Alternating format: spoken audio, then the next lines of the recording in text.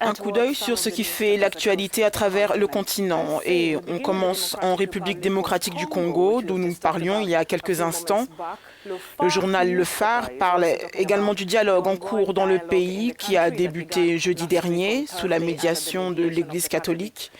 Étienne Tshisekedi, le leader de l'Union pour la démocratie et le progrès social, a promis de s'adresser à la nation à la fin des pourparlers. Ce devrait être à la veille du 19 décembre, date à laquelle le président Joseph Kabila devrait raccrocher. L'annonce a été faite dimanche par Bruno Tshibala dans une déclaration publiée à la fin d'une importante réunion des membres de la plateforme des partis d'opposition. Le Phare rapporte que pour cette méga-plateforme de l'opposition, un compromis politique devrait être atteint avec la majorité au pouvoir le 15 décembre, c'est-à-dire ce jeudi.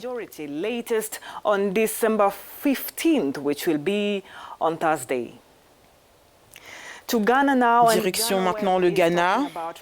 Ghana Web parle du président élu Nana Akufo-Addo qui a remporté l'élection de la semaine dernière. Le journal indique qu'il doit maintenant agir, et vite, pour tenir ses promesses de campagne, créer des emplois, restaurer une croissance rapide, construire un barrage dans chaque village et une usine dans chaque district, s'il veut satisfaire un électorat avide de changement. Le journal rappelle que les électeurs ont donné au président John Mahama un mandat de 4 ans avant de le rejeter lors des dernières élections.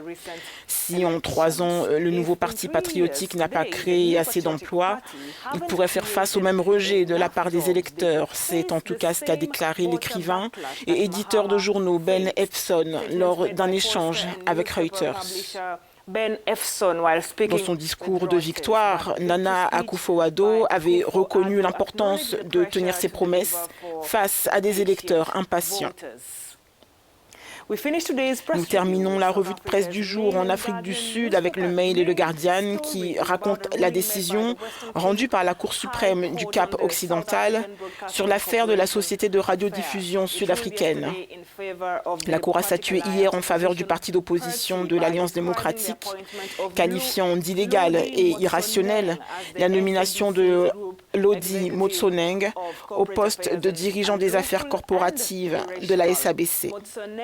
Motsoneng avait été nommé à ce poste malgré les conclusions défavorables d'un rapport du protecteur public des droits de la SABC. La décision a été rendue en présence de Mutsi Maimane, leader de l'Alliance démocratique, et de James Selfie, président exécutif fédéral. Motsoneng lui-même était absent. Dans son jugement, le juge Owen Rogers a qualifié de tout à fait insuffisante l'audience disciplinaire de la SABC qui avait innocenté Motsoneng de toute accusation.